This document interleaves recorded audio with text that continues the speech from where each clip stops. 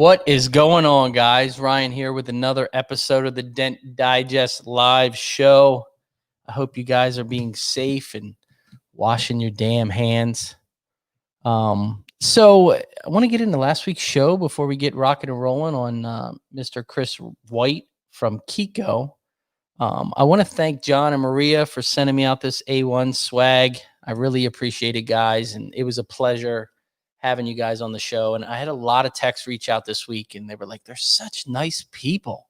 And they really are. And we're super lucky in this industry to have, companies that are family-based and care and take care of us, and really just care about us. It's not like a major corporation and they don't give a crap what goes on with their product, or they don't give a crap about the people. It's nice, and it makes it feel like we're in an industry that,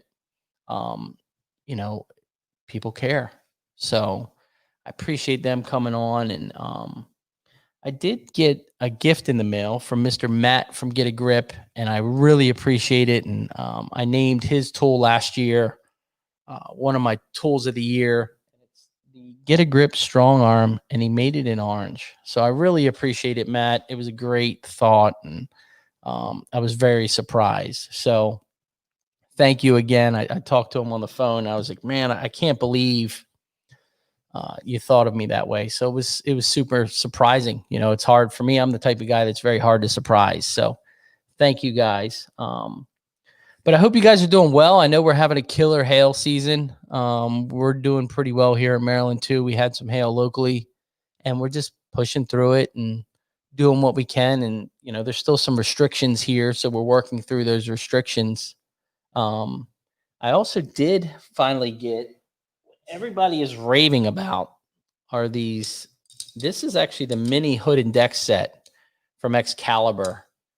And I had an F-150, and these work fantastic. I didn't quite, and Paul Corden told me a couple years ago and said, you need to try these things. I saw him at the Hail Expo, and he's like, I'm telling you, these things are fantastic. And I was like, I just don't get the bend of it. The minute I used it on this aluminum F-150 hood, I was like, oh my gosh, where have these been?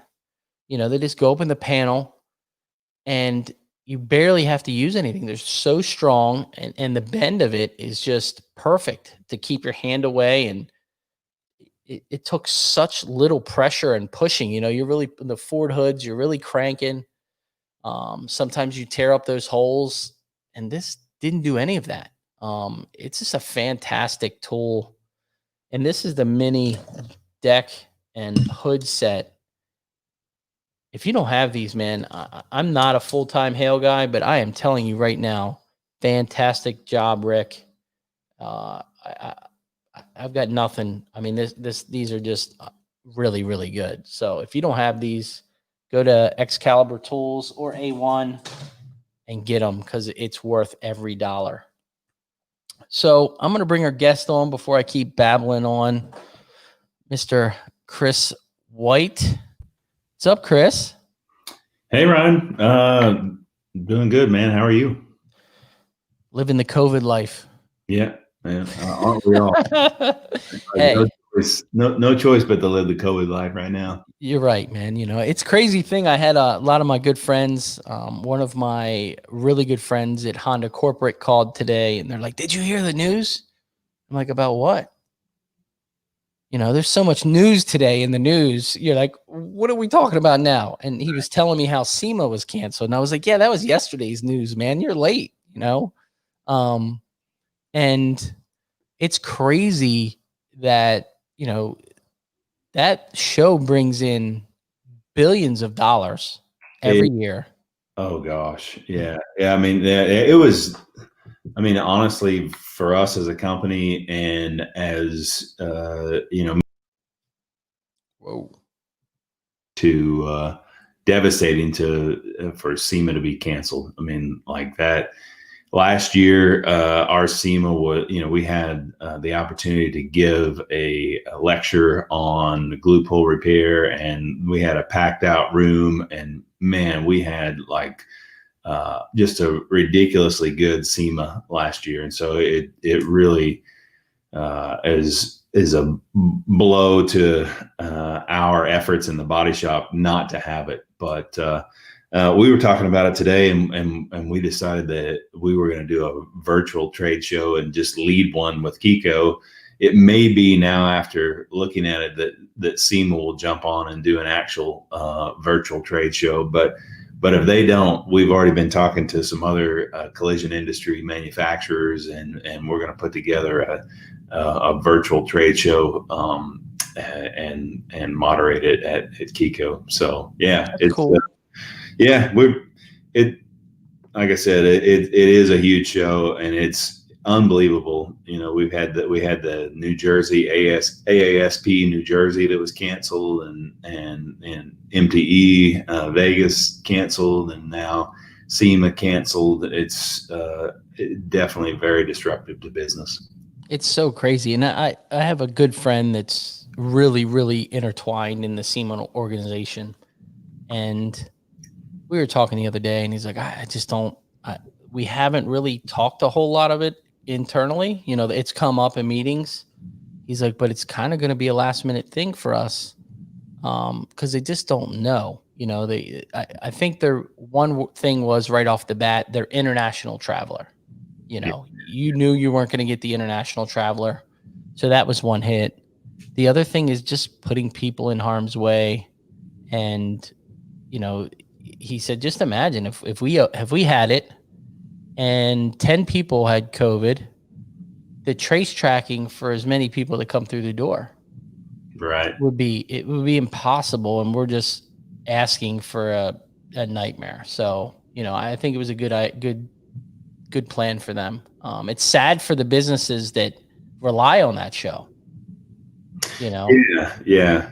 Like I said, you know, last year was a huge coming out party for us, and so we were super excited. We were invited back to the educational seminars with SCRS and SEMA, and you know, we were planning that, and you know, we had a tremendous show last year, and so and we had booked 3 times the space that we did last year, and so it really is highly disappointing. But you know, we're just not the kind of folks that are gonna sit around and be disappointed. We're gonna figure out how we can beat the index. That's what we've been talking about, is whatever, you know, like we knew that our possibilities were here at the beginning of the year. Now it's like, okay, maybe the possibilities are here, so we're going to try to at least meet those possibilities and you know, exceed them. So yeah, and try to beat everybody else, right? You know, I mean,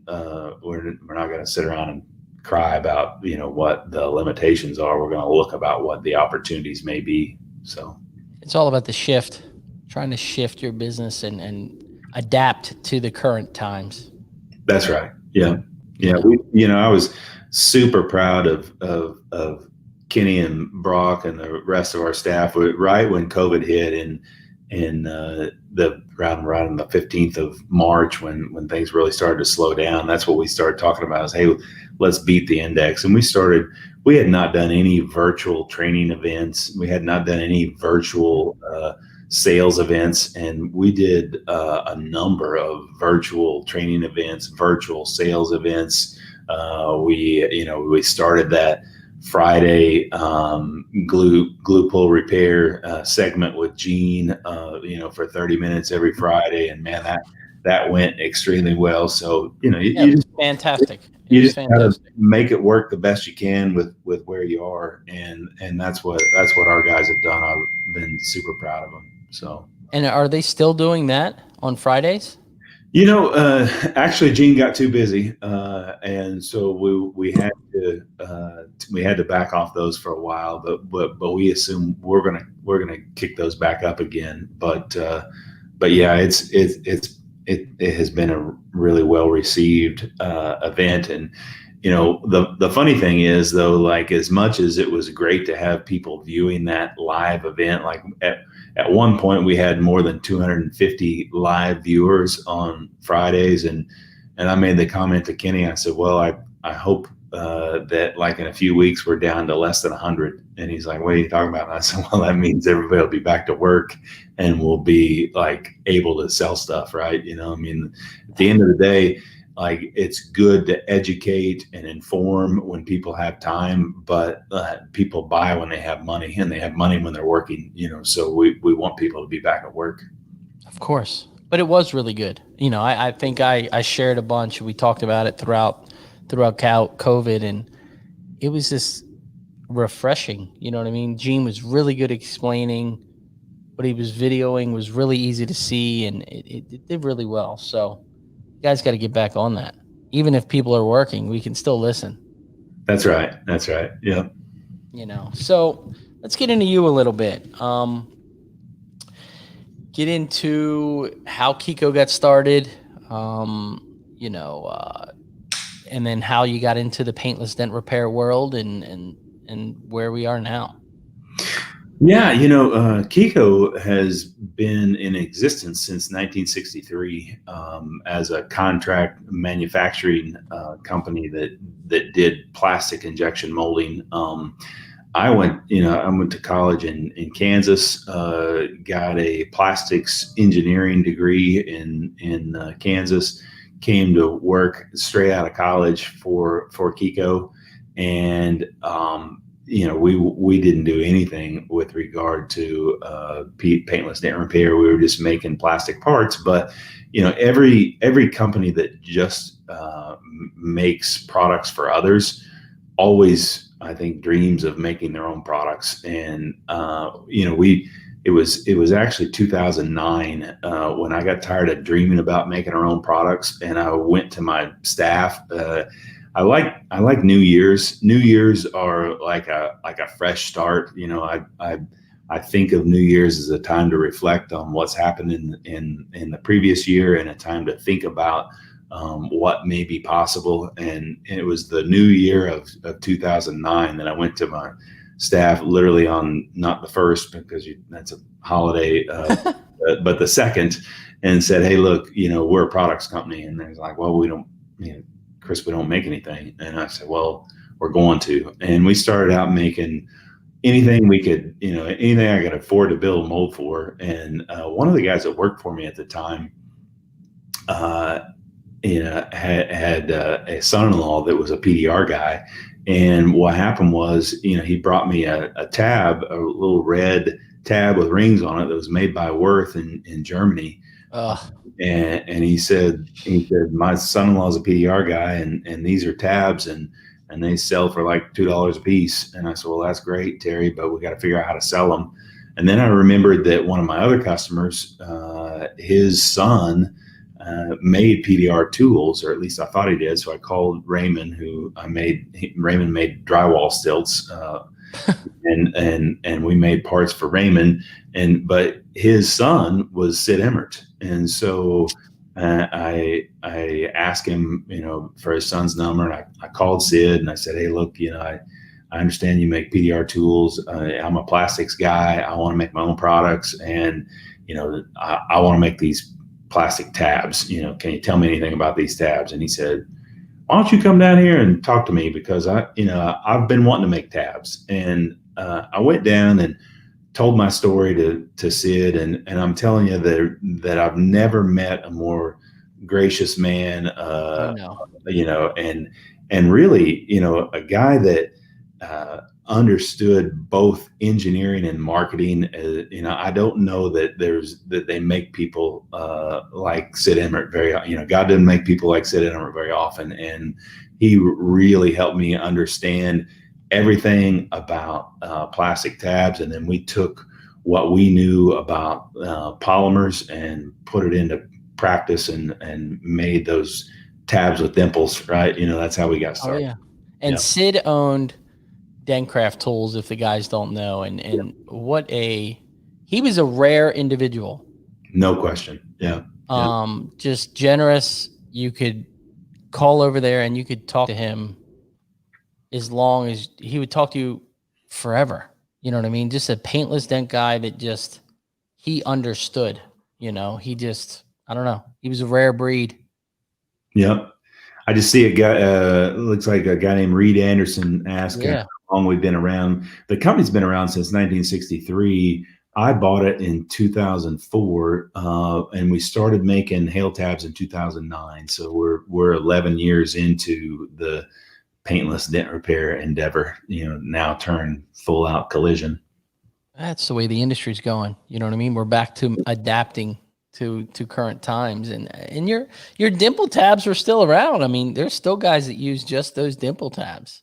Oh yeah, yeah. Yeah, we still make them, but I also like to tell the story of, as much as revolutionary as those dimple tabs were, and our partnership with Dentcraft helped us to really very quickly, between Sid and I, we hatched the idea of giving away a handful of tabs with every one of Dentcraft's orders. And it's kind of like the thought of when somebody gives you something, it's kind of innocent until proven guilty, but like if you buy it, it's kind of guilty until proven innocent. And so, like, getting our tabs in the hands of people that quickly really gave us an opportunity to take the industry by storm. And those dimple tabs increased the surface area, and they really were better than anything else that was available. They lasted longer. That blue material that we'd made them out of was better than anything else out there, up until the point that Keith Cosentino made the smooth tabs. Yeah. And literally, man, those smooth tabs just kicked our tail. Within 2 years, our sales had dropped like in half. And did you make those tabs? We do actually make them now, and it was a situation where, sometimes you got to deal with your pride at times. And there was I can remember well that, feeling that, man, we kind of rested on our laurels and didn't really understand the industry well, and got beat by Keith. And then Keith called me after a show and said, look, I'm having trouble getting these things made, and I know you're a plastics guy. Will you help me? And there was a part of me that thought, screw you, I don't want to help you. You're my competition.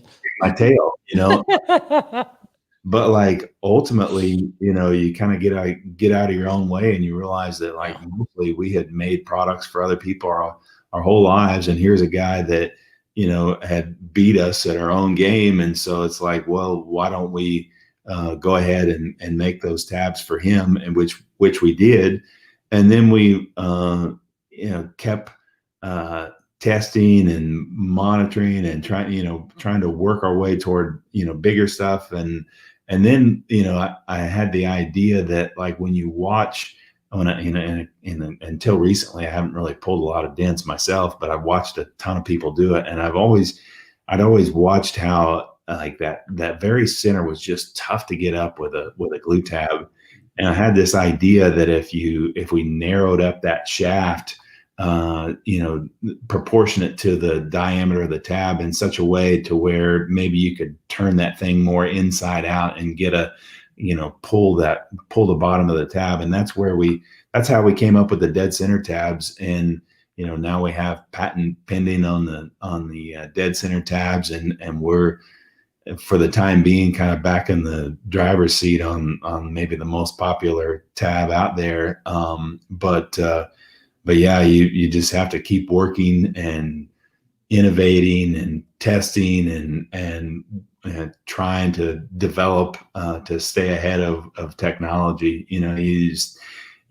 People look at it and think, well, there's not much going on with tabs, but my goodness, we've had a tremendous amount of development and innovation over the last 3 or 4 years. So, and I'll tell you that those we were talking before the show, and I said, game changer. That's all it is. They legitimately, those dead center tabs have changed glue pulling. If you're a dent guy and you're doing, say, hail, you're not using a dead center, you're losing time. And so you think the main part of the technology in that is because the shaft is so thin that it's just pulling the center? There's no question. That's, the idea is, and again, once we figured this out, like I said, I quickly ran to work with attorneys to try to file patents on the dead center technology, because if you boil it down this way, every tab has to have an area of rigidity and an area of flex to work. And so that top surface, that top glue surface, outboard of the center shaft will flex. Even if it's the blue nylon, it flexes more than the ice material, but they're all going to flex. And so, you can only pull a diameter the size of your shaft. And so basically, that's what we proved with the dead center. And people, on one hand, maybe they complain a bit that they break, but if they were thick on the diameter, they wouldn't do the same work, right? I mean, they just wouldn't, because ultimately, there's nothing that different about them on the outside diameter. It's all the shaft diameter. And so that's what we did different. And that's what has been what you would call a game changer. And, I think it's also, when you go to put a tab on a small dent, there's not enough credit given to the fact that there's a lot of hand-eye coordination that's needed to be able to hit the dead center of where that dent is. Yeah. And what I would also say is that the idea of a smaller shaft and a smaller tab is a kind of what I would call an aim small, miss small mentality. That like if you're using a smaller tab and you're trying to find that center when you go in there, you can find that center better. You can get closer to the actual center with your placement on a small tab better than you can with a large tab. And so that's another element of that makes the dead centers different, but really by and large is that shaft. And I'll tell you, you guys updated the dead center set with a expanded set this year with sizes in between your other sizes you had. Right. Huge, because I'm in that 7 to 9 is what my favorites are. Mm-hmm. And that set really was a good. Yeah. And we had a 5, a 7, a 9, and we had people that were really struggling with the 5, and it seems on one hand it was kind of crazy to think, okay, well, let's make a 6 and an 8 and a 10, but honestly, that 6 is so much better, just a bit more surface area and a better pull than the 5. So that 6 is darn close to the quality of the 7 with a pull, and then if you need a bit more, then you go to the 8, right? Yeah. So it's there's just a lot more detail and finesse in this type of work. Some people would say it's overkill to have that many different sizes, but I'm telling you that like it's calibrated work that you guys are doing day by day. And so choosing the exact right tab for the dent is just going to make it a faster finish for you. I mean, at the end of the day, a good dent guy can way over pull it and come back and knock it back, but like with the right size and as minimum as possible, you're gonna minimize your knockdown efforts, and that speeds you up significantly when it comes to hail. So those tabs, like I said, people complain, oh, they broke, and I'm like, come on. I mean, do you know how much time? My life is based on time. If I'm saving time, I'm able to fix more cars and be on to my next stop. One thing I do break that I probably purchase every 2 months is the dead center crease tabs you guys came out with, because I use a slide hammer. I break all the rolls. But what I've learned, and I've learned because I break them all the time, is the mini lifter is better because it's pulling the center instead of one side of it. But what I have learned is on those crease tabs, if I have a dent to where it's a really tiny little crease and I just want to try to get the edge of it, I'll glue it and still slide hammer it, and it'll pull that one side. It won't pull the full crease tab. And that's when obviously you break them because you're only pulling part of that tab. But those tabs are fantastic too. Yeah, it's when you think about a lot of door dings, I've noticed over the years that there was so many guys fixing door dings with round tabs, but door dings, those small door dings, are not round. They're just and so those smallest dead center crease tabs are really fantastic for the door dings because those little door dings are very sharp. And so, with that very thin center shaft, you're able to reverse and turn inside out those small creases, because that's really what they are, is those small door dings are small creases.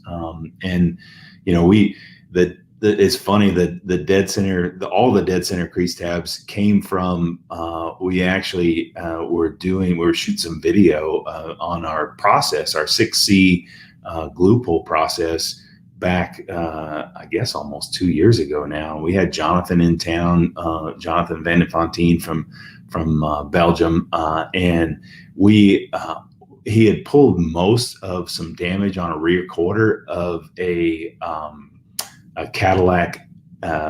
What's the small Cadillac? The little small SUV. I can't remember what they're called, but anyways, so it was a small little Cadillac SUV, and there was a little bit of sharp left, and we wanted to glue pull it all. And then he's like, well, I don't know if I can get it with, because at that time we were kind of working with the black plague crease tabs on these. We had a little crease about that long, but there was still some sharp in it, because the guy's wife that had worked for me, his wife had hit a garbage can, backed it up, and that plastic edge of the garbage can had put about an 1/8 inch plastic, had put a pretty deep sharp in there. And so then he pulled the tail light, and he's looking for access with a tool to tool out the rest, and he can't get access, right? And so now we're trying to shoot this video, we're trying to complete it, and it's like we just can't get it. There's no access, and I said, look, what if we just ground down the shaft?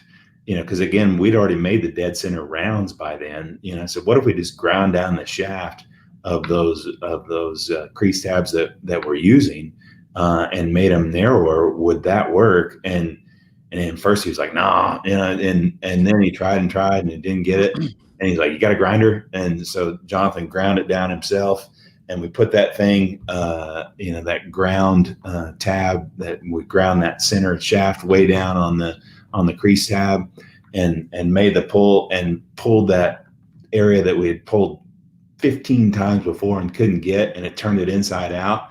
And we knew we had something. We knew the dead center technology that had worked on the small round tabs was going to work on the crease tabs as well. So yeah. And a lot of guys, if you have them, you may not even realize it. Some of those tabs, I think it's the blue, the dark blue ones. Yes. Mm-hmm. They're curved. There's a couple curved ones in there. Yes. Yeah.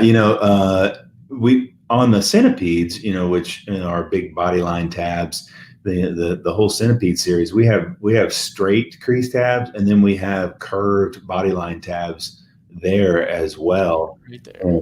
And we did the same thing with the smaller dead center crease tabs, is we put that same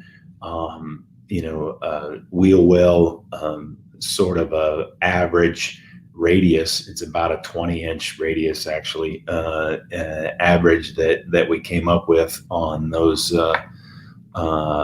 for those both Centipedes and the dead center crease tabs. So yeah, they're just slightly arced, and it would be, not only we make them both in the ice material and the blue. And that's one thing that I'm not sure that everybody fully understands, but why we make both blue material and ice. And if you have And the best way to describe it is if you have like a straight pull where you're more or less straight down and straight up, the ice material is going to pull 25-30% stronger because it just hooks up to the clear coat better.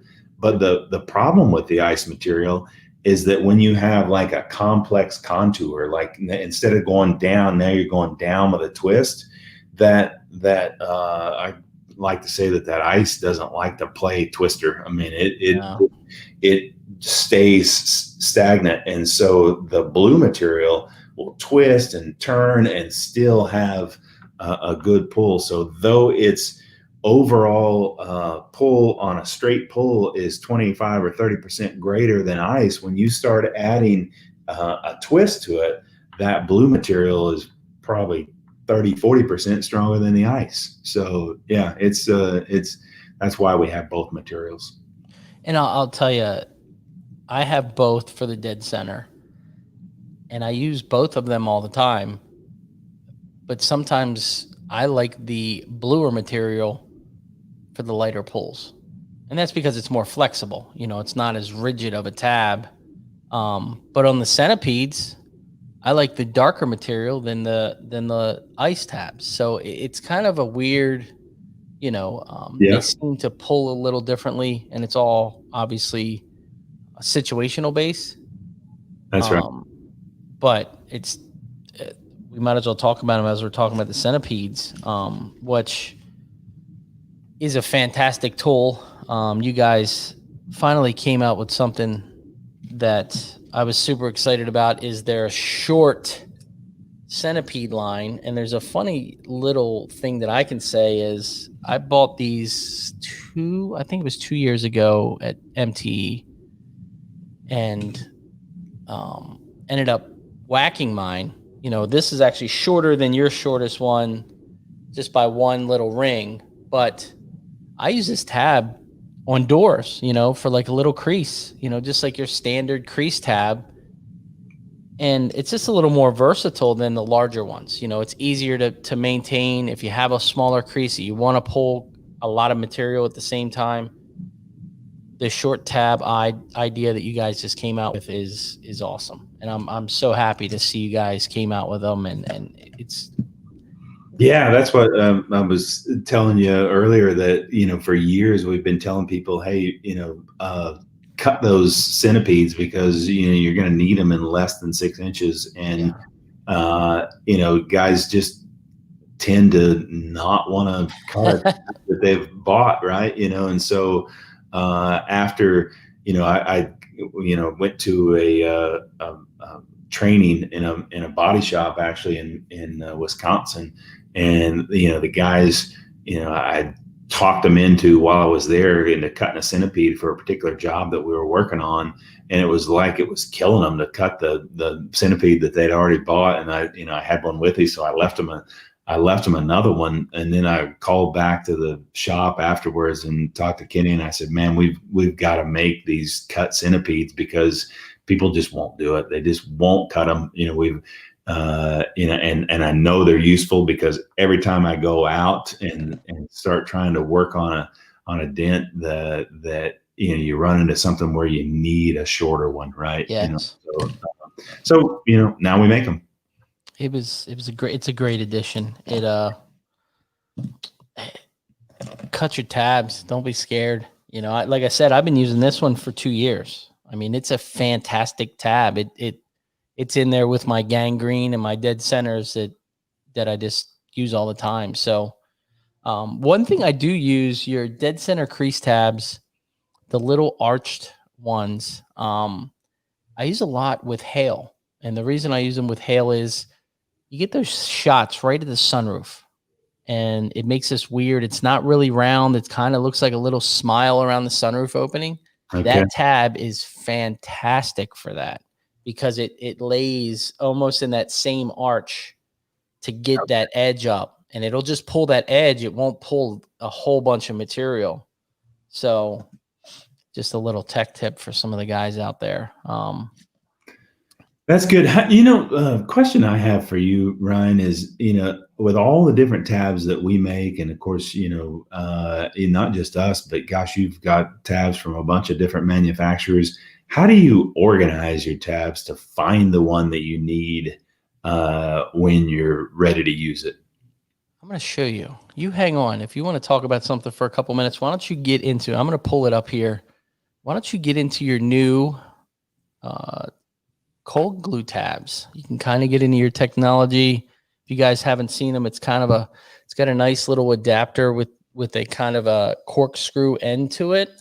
Mm-hmm. And he's got a couple different sizes. And I talked to him earlier before the show and said, hey, I really like this small. You guys have this really small, tab. So I think this one for me, because I actually took a larger dead center tab and it's all covered in Glexo glue and looks like hell, but it pulls, so I think this is going to replace that tab and I'm super excited. One thing you guys did add to those, one thing that I'm a huge fan on, and I use it with all my Glexo stuff, are the silicone covers. And yeah. I just saw a guy on Facebook like, oh, my paper wore out for my Glexo. I'm like, just buy this $29, I think, for these silicone covers. Just buy it. Let me tell you, when you pull the Glexo out of these things, it's perfectly clean. You don't have to peel the paper off. And if it's hot out, the glue's not stuck everywhere. That's right. Yeah. Yeah. So get into that. I'm going to grab my thing. It's sitting right over here on how I organize my tabs, and we'll get into that. Okay. Yeah. On cold glue tabs, I don't have them in front of me right now, but you guys have probably seen the range of cold glue tabs that we have. And one thing that you probably are aware of, but it's probably worth noting, is that when you're fixing hail with cold glue, you wouldn't size your tab in the same way that you size your tab with hot glue. With a hot glue, because of the rigidity of the tab and the rigidity of the glue, you have to stay inside of the high spots. If your high spots are here, you want your tab to stay inside of those high spots with hot glue. But with cold glue, you actually can get by with a larger tab because you're actually mounting up the cold glue to go inside the high spots, and your tab can actually be as big as the high spots, right? So we've got 4 sizes of cold glue tabs, much less variation than what we have in hot glue tabs. But those 4 sizes would be for like the largest size would be for hail a bit smaller, and then of course the very smallest one would be for something just a bit smaller and shallower, like a small shallow dent, right? So you just have to, you're definitely oversizing your tab with cold glue. That's something really important to remember. So, and I'll tell you, and we were talking, let's get into that a little bit. With your cold glue tabs, I said, what's the benefit of this little corkscrew section? And you said their thought process in that is to take multiple tabs, put multiple tabs on the rail. You have this in your slide hammer, and you're just going in, twisting it on and pulling, going in, twisting it on. And you can kind of go into why you thought of that idea.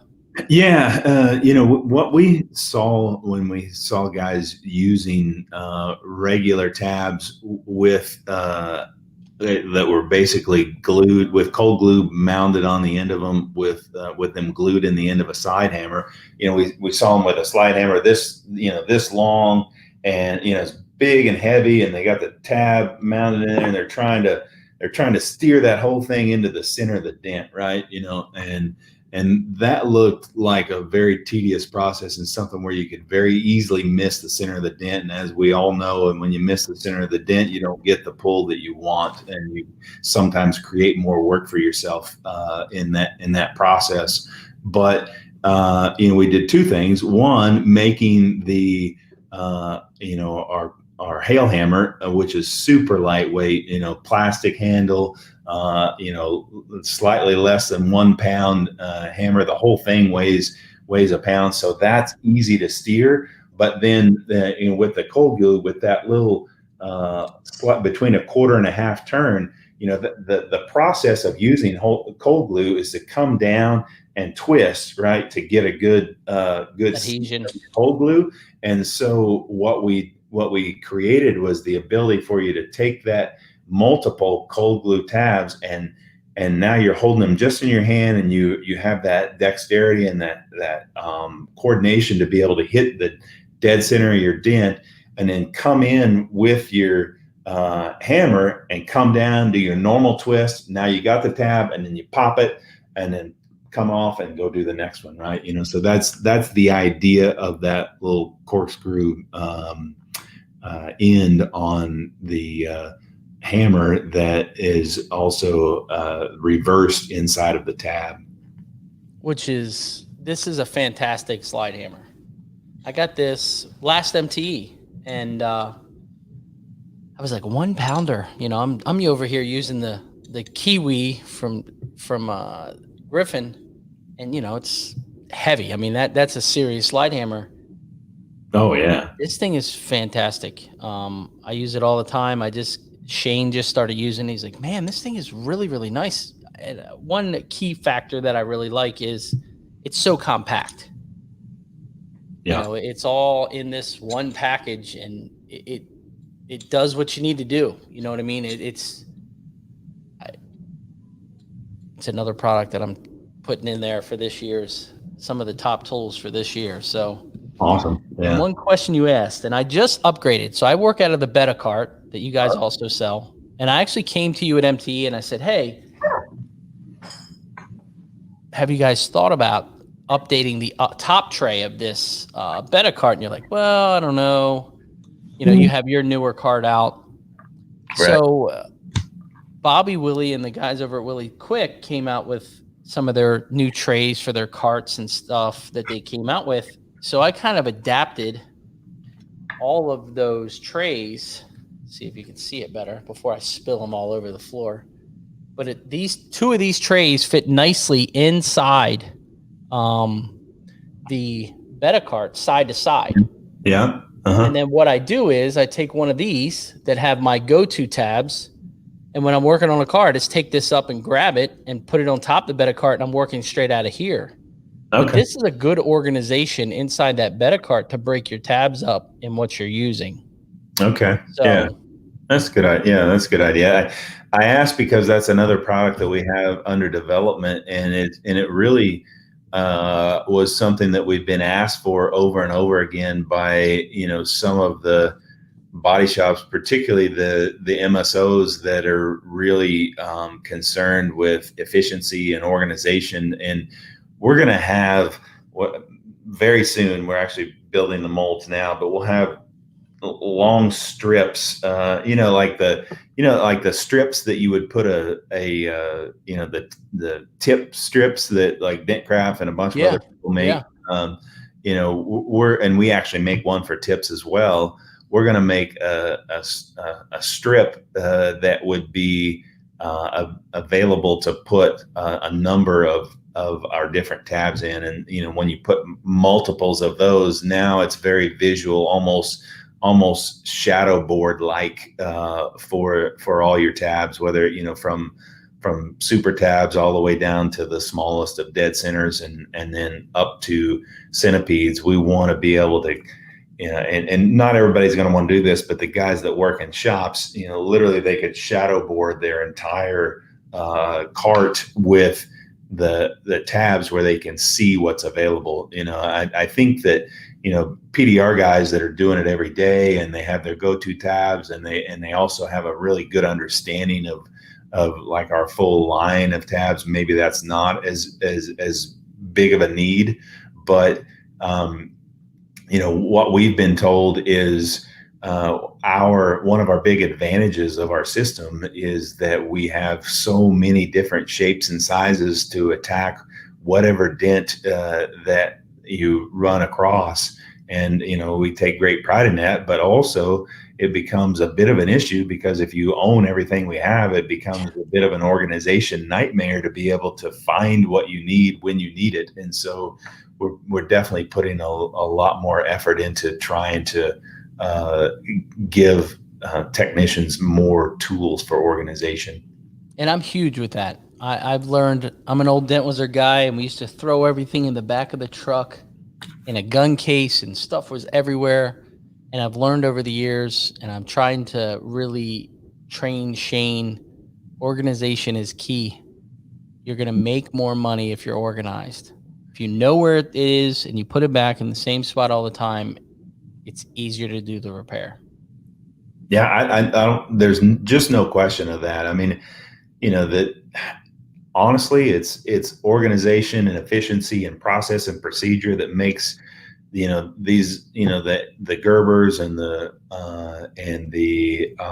calibers and, all these MSOs that are buying up all the mom and pop shops and, paying good money for those shops, and then turn around and, still being able to increase profitability. It's all about cleaning those places up and organize them and working more efficiently. And so like it's definitely something that we're taking very seriously with regard to our system, is that we don't just have a handful of tools anymore. We have literally hundreds of SKUs that we feel a guy needs on his cart. And so we want to be able to put more effort into giving organization and a place for those, like I say, almost like a shadow boarding, to where you can quickly find what you need and execute, right? That's what it's all about. I'm excited for that. Look at that. Yeah. New tool coming. Yep. I've got another thing that's new from you guys that I'm actually kind of excited. I'm ready to find something nasty that I can use it on. So you guys, everybody knows the standard robo lifter feet, right? Like, okay, yeah, it's robo lifter feet, but now they've got magnetic sets. And originally, and I said this before the show, I was like, I can't figure out what the benefit of that is. I sat back and I was like, magnetic feet. I'm like, oh, well. But then I really sat there, and when you're trying to set up the bridge and a couple of your things, it's kind of hard, cumbersome when you're by yourself. You're trying to get everything lined up. This eliminates that, because it'll stick to the car, be able to set everything up. So it's a great idea. What really turned you on? Was it just that, because it's kind of difficult if you are by yourself to? It is. Yeah. Honestly, we've talked about that we've talked about having a magnetic foot for years. And, we've just kind of gone back and forth on whether it was valuable or whether it wasn't. But ultimately, the advancements in these new magnets, the neodymium magnets, my gosh, they're so strong and so small, and we're able to, still get great magnetism through that soft touch foot. So we don't have the danger of collecting a bunch of metal, there. So we still have the soft touch, and again, like, it's just an extra hand while you're setting up, and if you can set up quicker on a K-beam junior, on a K-beam, or even on a robo, then that's going to help you. And like I was telling you earlier, we tried to strike the balance between, just enough magnetism to be able to hold it in place while you're setting up, but not so much that you're fighting it. And so we hope that we've struck that balance correctly. And we've just released those, and we're getting some really great feedback on them. Yeah, it's a great idea. I mean, if you have that stuff, and I think in certain instance, with the robo is going to be a benefit too. If you're on a tailgate on the side and you're struggling, trying to get everything situated, and like you said, I don't think the magnet part of it isn't that hard to where you're going to struggle and fight it to get it on the car. So another good idea. Yeah, no, I appreciate that. Now, talking about the ego handle, I was going to bring that up too.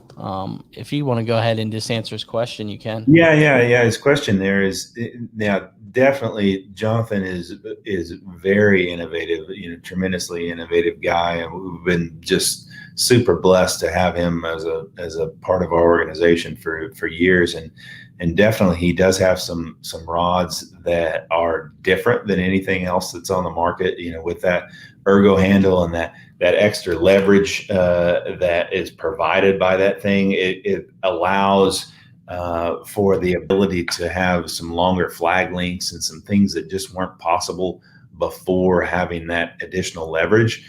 And yes, we will be working with some rod manufacturers to be able to offer some of those new rods that Jonathan has. So yep, those are coming. I would say within a few months, let's say. And I'll tell you, I spent a little bit of time with Jonathan at MT last year, and man, that thing is scary. That adapter that goes on there is scary, because you're not really, you don't even have to put any pressure in that thing, and you're gonna do some damage. You know what I mean? I mean, but it's one of those things. Save your wrist, right? I mean, that's the idea, is saving the wrist. So you just have to retrain your body not to over push, right? It's easy to over push with that thing. So it's one of those things when you're like, I don't quite get it, but then you get explained to it, and you're in there and you're pushing at was it 2 years ago? I think it was Orlando MT. Just January this year, yeah. Mm-hmm. Yeah. And I was with Gene, and Gene's like, try this. And I'm like, what? Okay. You have to get over that mental part of, what is this thing? And then we're pushing, and I'm like, oh my gosh. It's just one of those click, it just clicks in your head. You're like, oh my God, this makes complete sense now. Right. You're using more leverage than you are, the wrist and the forearm. And you're really, if you guys haven't tried it, whenever we have MTE again, gotta put your hands on one of those and just give it a whirl, because you're going to be like, holy crap. It's scary. It's power. There's a tremendous amount of power, and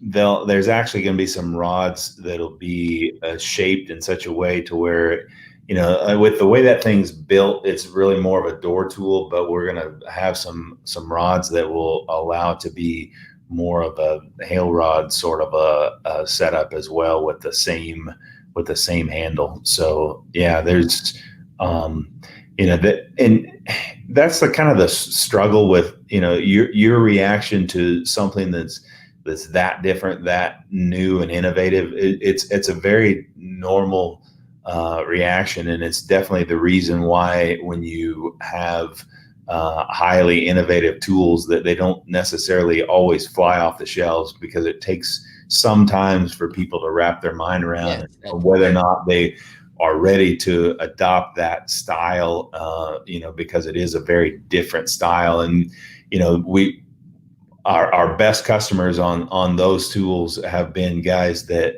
like have a tremendous amount of joint pain, and they just very quickly adopt it, but I mean, the issue is, like, if you don't have like pain in your muscles and joints from pushing dents today, it's coming tomorrow, right? I mean, like, if it's not here today, it's coming tomorrow. So, and it's right now you have ones that work with A1, they're a sprocket, and Ultra, correct?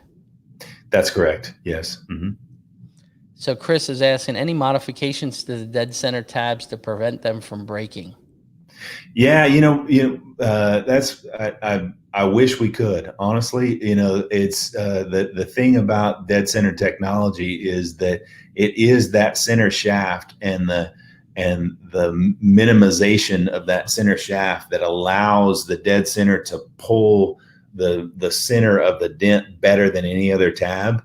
But when you're running that ragged edge of trying to narrow up the shaft so that you can pull a tighter high spot, and pull the low out, then you're running the risk of breaking that tab. So if we made that shaft much larger, then we would not have the same result. So what you don't like about the dead center is also what you love about the dead center. So it's one of those things where bit of a love-hate relationship that guys have with them, because they don't like the fact that they break, but they love how they work. And if we could make them work the way they work without breaking, we would. But it's and I will say that, like, by and large, even though they do break,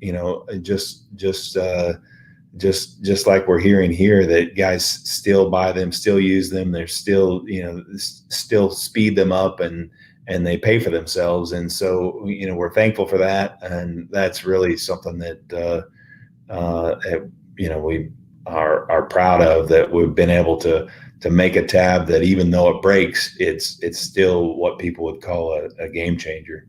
Yeah, I mean, I call it a consumable. That's right. It's like alcohol, or it's like your microfibers. It's like wax. Anytime I order, so if we order from Kiko, anytime I order anything from Kiko, I always order an extra bag, because you never know. I always like to have a brand new bag around just in case, because they work that well. But Manny's asking, are you working with any big chain companies to implement more PDR? If so, do you think the body world is ready for that change? And what does it mean to our industry? That's an interesting question. We are not working with any of the big chains to implement, PDR. We're implementing GPR, glue pull repair, where they're using our tools to rough out a dent. So we are working with.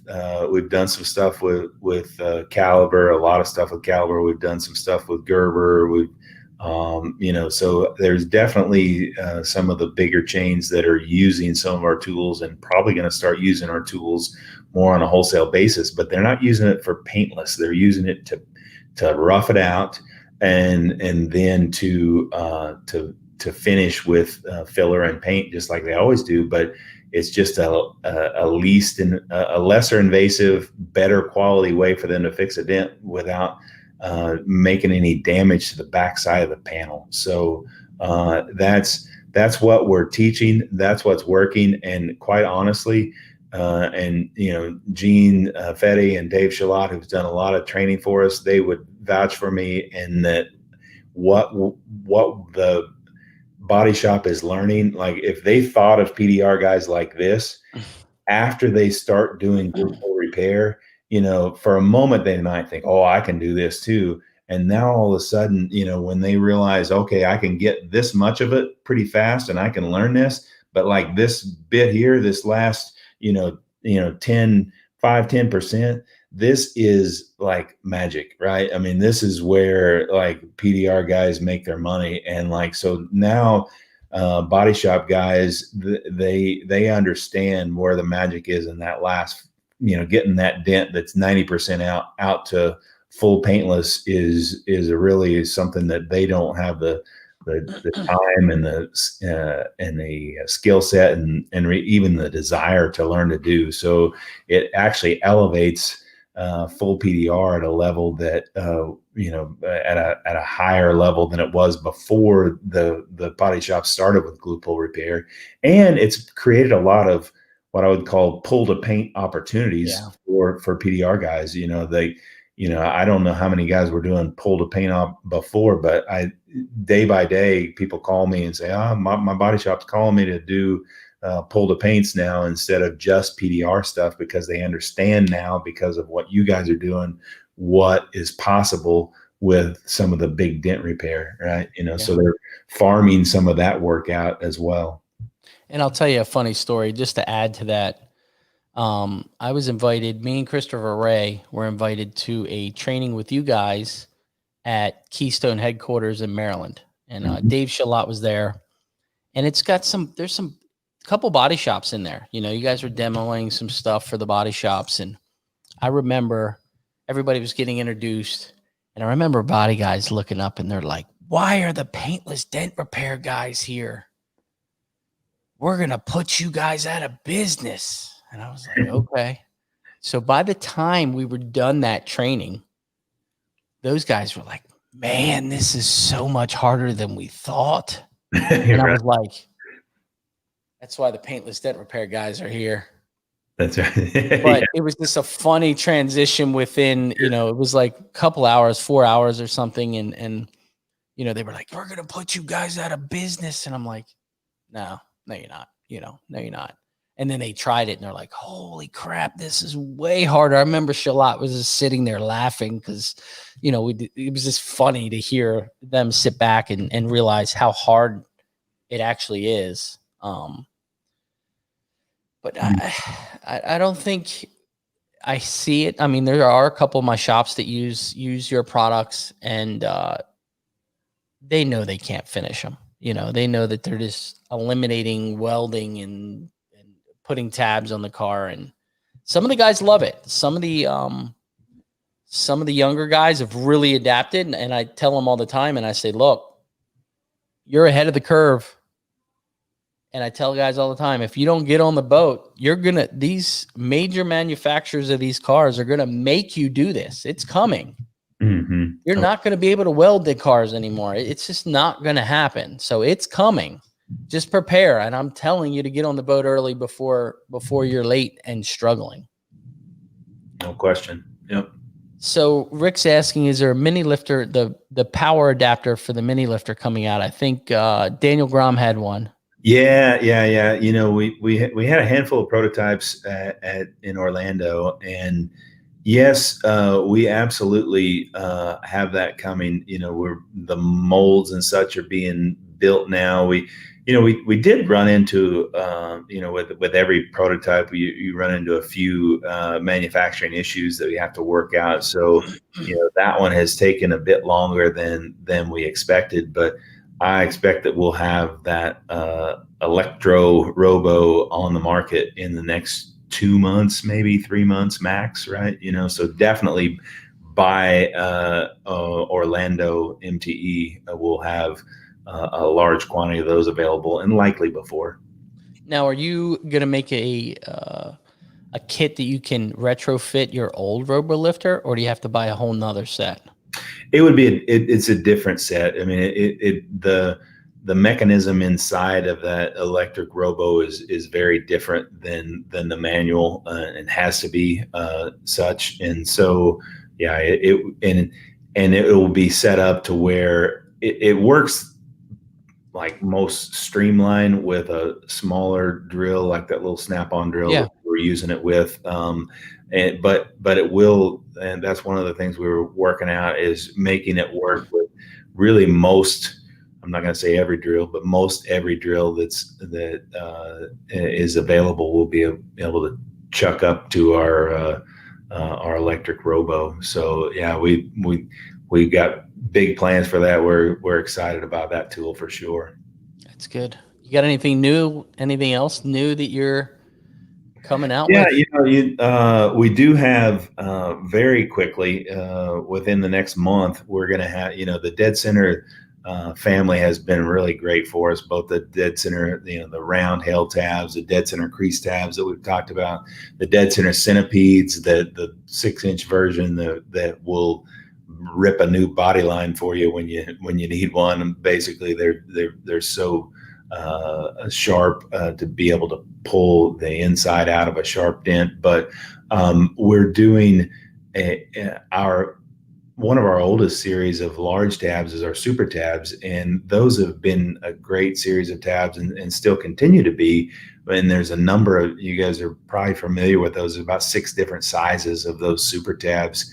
And but all sizes have the same backside, the same hub, if you will, or, you know, if it was a hail tab, we'd call it the neck, right? You know, those are all the same on the super tabs. Well, what we've created is what we're calling a dead center super tab, which will have a varying backside hub or a backside neck on a larger tab. And the idea is that the fin, the surface of the glue surface is a bit thinner, like half as thick as a current super tab. And the idea there is that we'll be able to, on materials like aluminum, sometimes you just need a bit more surface area, but with a more rigid tab, when you put a rigid tab outside of the high spot, if your high spot's this big and you put a rigid tab outside of that, and you're going to lock in that center, you're not going to be able to pull it. But if you have a very flexible edge, you can actually lay over that high spot, and if your backside core is the same size as inside your high spots, then you can reverse that, right? And so we've taken the dead center technology to the next level on our large tabs by creating these dead center super tabs that have a varying backside hub and then a very thin oversized face, that to where, like, if you're really struggling with HSS steel or aluminum, that these would be the tabs that you would need to be able to pull, because you can sort of cheat them by having a bigger diameter over the top of your high spot, if that makes sense. That makes complete sense. When are those supposed to be out? Yeah, within the next month, we'll have those released. Yep. And Vinny's asking, has COVID affected production of the dead center tabs? Well, COVID has affected production everywhere for us, and the reason why is that we actually, when this thing hit, we actually did it hit all sides of our business. Our the PDR side, just the molding side, and we actually went from a 5-day work week to a 4-day work week, and we actually did get a little bit behind, but we're starting back now with our 5-day work week, and we should be able to get back into more full production. But yeah, we've definitely, it's been a good hail season, and we've sold a ton of dead center tabs. But there have been a couple times where they've been on back order, and man, that drives me crazy to not be able to ship a guy a tab that wants it, right? It sounds easy to just say, well, make 1 million of them, right? But when you got all the different, 2 different materials and 10 different, maybe as much, 10 different sizes, it's just a little harder than it may first seem. Now, I get this question all the time. Guys are always asking, what size dead center do you love? There's really no number on the tabs, correct? Correct. Yeah. I mean, not on the tab itself. Yeah. The most popular ones is that, 7, 8, 9, 10 range. Those are the absolute most popular dead centers we have. And I think it's, like maybe we were talking earlier, it's a little bit of that aim small, miss small mentality with the dead centers. And, that those smaller ones have, when you're going to use your hand-eye coordination to find the center of that dent, it's a little bit easier to do with a smaller tab than it is a bigger tab. So those are the ones that do really well. We've actually seen, Gene tells a story of having a hail guy in a storm there in his area that was a hail guy that he kind of took as a favor to another guy, and said, hey, and another guy said, he was working a storm and Gene needed guys, and he was working with another guy, and he said, hey, and Gene was asking for, whether they had any extra guys. And he said, maybe I can send you this guy, but he's not really keeping up with this, but maybe he can do you some good. So then this guy that wasn't keeping up in a storm in another part of the country came and helped Gene, and he was beating everybody, right? And like Gene, like after the 3rd day, went to him and said, hey, man, what's going on? Like, be honest with you, like I was told that maybe you wouldn't be able to keep up with us, and you're like beating us all. And he pulled out his little 7mm dead center, and he said, this is it right here. I'm just killing you guys on rails because I'm able to, just work that much faster. And that was right when we, that was actually before Gene was even helping us, right? So it was right when we had come out with the dead centers, and yeah, that was high praise for sure. So that's funny. That is funny. It's I don't know. You guys have done well. It's nice to see every year you guys have something new and innovative, and it's nice to see a company grow, throughout the industry and bring out some product. I mean, I've got another tray in there full of, that's the only stuff I use. I have another bin in there of random weird tabs. But I think in the glue pulling and the GPR that you guys are doing, you guys are doing a great job. And man, I appreciate it. We are doing, I'm thankful that we're doing a good job, but like one of the things that I would say is that like we're on the right side of the panel. That's what I kind of remind our guys. If I can remember last year in Vegas, maybe it wasn't as good a show for some people, and we had a really good show, and we're just on the right side of the panel. There's more innovation on the glue pull side than there is on the push side. There's still innovation on the push side, but it's more mature, right? So if we weren't doing it, somebody else would be. And so that's what we keep telling ourselves. That's why we keep pushing.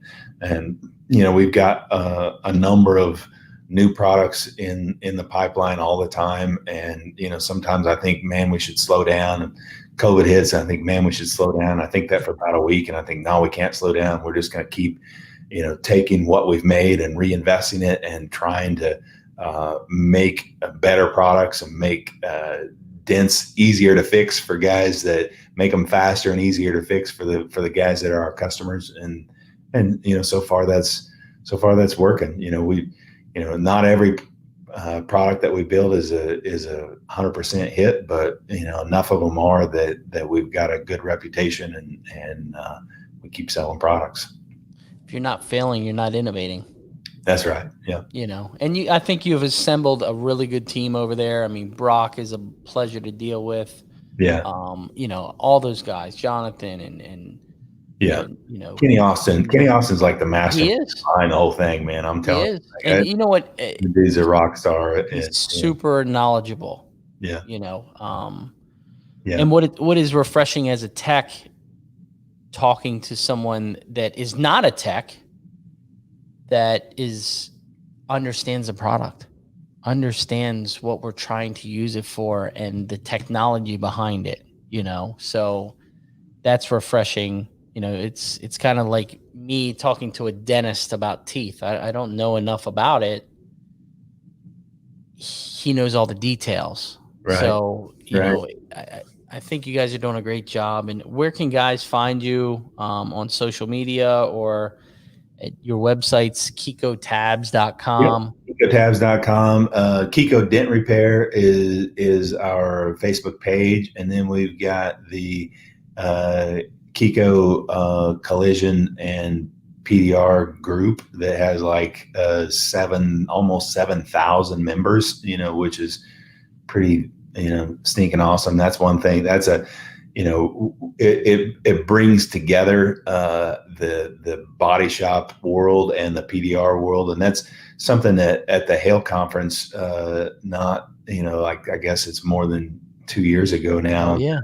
That was my stated objective, was to bring together, the body world and the PDR world. Some guys looked at me funny, and at the end of the day, you can have like a scarcity mentality, where you're afraid that people are going to learn what or you can have an abundance mentality. And I think that the PDR community and what PDR brings should have an abundance mentality, because you very much are the leaders of the collision industry, even though you're kind of on the outside sometimes, right? And so it's really been fun to introduce collision guys to some of what's possible with glue pull repair, and then get them to get closer to seeing what's possible with full paintless repair even. Yeah. So it's been so much fun. Yeah. Our guys are, Brock's done such a good job with the social media, and like I said, Kenny's a mastermind of really everything, and it keeps me straight. I'm a little bit too visionary at times, and John helped us so much with tools and direction with where we were going, and meeting the body, meeting the needs of the body shop, and then now Gene's jumped on board, and Dave Shutt. Those guys have been so helpful with training and instruction of glue pull repair, right? It's funny, like glue pull repair, GPR didn't even exist until a little over 2 years ago. We decided that we wanted to move away from PDR because, again, we're not trying to teach people to fix dents paintless. We're trying to rough it out, right? And so we coined that term, and now in collision and PDR, people are using it, and it's really cool to see. Was that Hail Expo the year we had the fire alarm? That was the year. Yep. I got called out by Chris White. He was in the front of us, like 300 people in there, and he says, "You know what? One thing I learned is, you see Ryan Shutt over there. He sleeps in that sweatshirt and black hat. So when you see him, he's wearing that all the time." Because it was like 3 a.m. Yes, that's right. We're all walking out. There was, I think every event we go to anymore, somebody pulls a fire alarm. Yeah, every time I ever seen you look the same, even when they pull a fire alarm. It's branding. That's what it is. It's branding. Exactly. Well, look, Chris, I really appreciate what you do and your whole team, and keep going, because some of these products, man, just kill it. So it's I appreciate you having me on the show. I appreciate you as a customer, and I appreciate all your viewers as customers. It's just, I spent my whole life making plastic stuff for big companies that didn't care about us, and now I really believe that every one of our customers cares about us and wishes us well and cheers us on. And man, that's such a great environment. We're so thankful. This whole industry is that way. It's amazing. We are very lucky. I think I say this every week. We are so lucky. I've worked in some other industries that are not like this. So yeah, fantastic. But look, guys, thanks for watching. Enjoy your evening. I know it's late here on the East Coast. Chris, keep up the innovation and keep doing your good things, and get those Fridays back with that live. Tell Gene to quit sitting on his couch and eating bonbons. Yeah. Come on. There were a lot of people that enjoyed that. Get to work, buddy. That's it. Yeah. You guys have a great evening. Thanks for watching. Yeah. Remember, keep it real, and I will see you guys next week. See you guys. Enjoy your evening.